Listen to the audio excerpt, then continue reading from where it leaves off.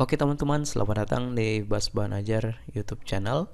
Pada kesempatan kali ini, kita akan membahas latihan berikut ini.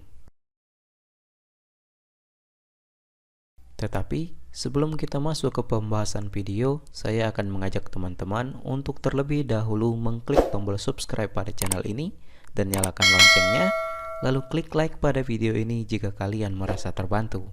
Oke, langsung saja kita masuk ke pembahasan videonya.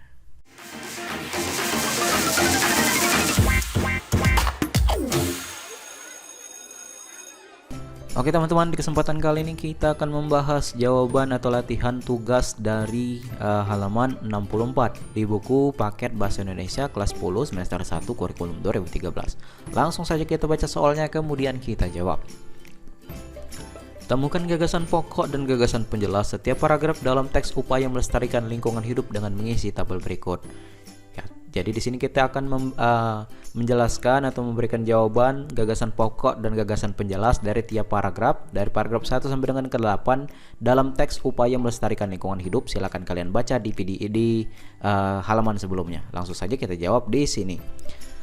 Yang pertama, paragraf ke-1, gagasan pokoknya adalah permasalahan seputar lingkungan hidup selalu terdengar mengemuka. Gagasan penjelasnya, kejadian demi kejadian yang dialami di dalam negeri telah memberi dampak yang sangat besar. Tidak sedikit kerugian yang dialami, termasuk nyawa manusia juga. Namun, hal yang perlu dipertanyakan, apakah pengalaman tersebut sudah cukup menyadarkan manusia untuk melihat kesalahan dalam dirinya, ataukah manusia justru merasa lebih nyaman dengan sikap menghindar dan menyelamatkan diri dengan tidak memberikan solusi yang lebih baik dan lebih cepat lagi. Paragraf kedua, gagasan pokoknya, banyak usaha yang seharusnya dilakukan oleh manusia dalam upaya pelestarian lingkungan hidup. Gagasan penjelasnya, banyak usaha yang seharusnya dilakukan oleh manusia dalam upaya pelestarian lingkungan hidup. Paragraf ketiga, gagasan pokoknya, kerusakan lingkungan hidup dan efeknya terus berlangsung dan terjadi. Manusia cenderung untuk menangisi nasibnya. Gagasan penjelasnya, lama-kelamaan tangisan tersebut terhadap nasib itu terlupakan dan dianggap sebagai hembusan angin yang berlalu. Bekas tangisan karena efek dari kerusakan lingkungan yang dialaminya hanya tinggal menjadi suatu memori untuk dikisahkan. Namun perlu diingat bahwa tidaklah cukup jika manusia hanya sebatas mengisi nasibnya, tetapi pada kenyataannya tidak pernah sadar bahwa semua kejadian tersebut adalah hasil dari suatu perilaku dan tindakan yang patut diperbaiki dan diubah. Paragraf keempat, gagasan pokoknya, setiap peristiwa dan kejadian alam yang diakibatkan oleh kerusakan lingkungan hidup merupakan suatu pertanda bahwa manusia harus sadar dan berubah.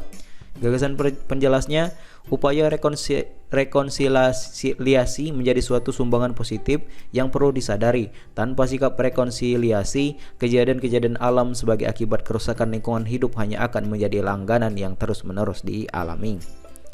Paragraf kelima, gagasan pokoknya, jadi sikap rekonsiliasi dari pihak manusia dapat memungkinkannya melakukan perubahan demi kenyamanan di tengah-tengah lingkungan hidupnya. Gagasan penjelasnya, lalu usaha manusia untuk selalu menghindarkan diri dari akibat kerusakan lingkungan hidup tersebut hendaknya bukan dipahami sebagai suatu kenyamanan saja, akan tetapi justru kesempatan itu menjadi titik tolak untuk memulai suatu perubahan untuk dapat mencegah dan meminimalisasi efek yang lebih besar. Paragraf ke-6, gagasan pokoknya, salah satu akar permasalahan seputar kerusakan lingkungan hidup adalah terjadinya pergeseran pemahaman manusia tentang alam. Gagasan penjelasnya, berbagai fakta kerusakan lingkungan hidup yang terjadi di tanah air adalah hasil dari suatu pergeseran pemahaman manusia tentang alam. Cara pandang tersebut melahirkan tindakan yang salah dan membahayakan.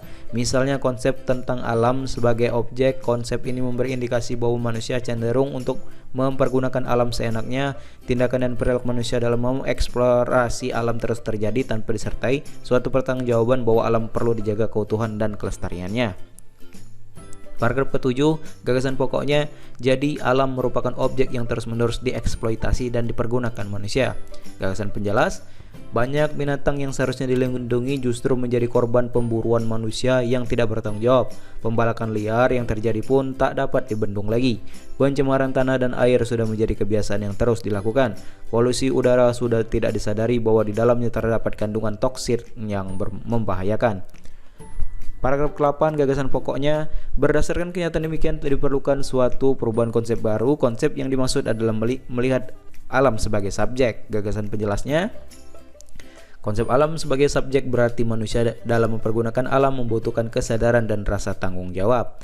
Di sini seharusnya manusia dalam hidupnya dapat menghargai dan mempergunakan alam secara efektif dan bijaksana. Misalnya orang Papua memahami alam sebagai ibu yang memberi kehidupan, artinya alam dilihat sebagai ibu yang darinya manusia dapat memperoleh kehidupan. Oleh karena itu, tindakan merusak lingkungan secara tidak langsung telah merusak kehidupan itu sendiri.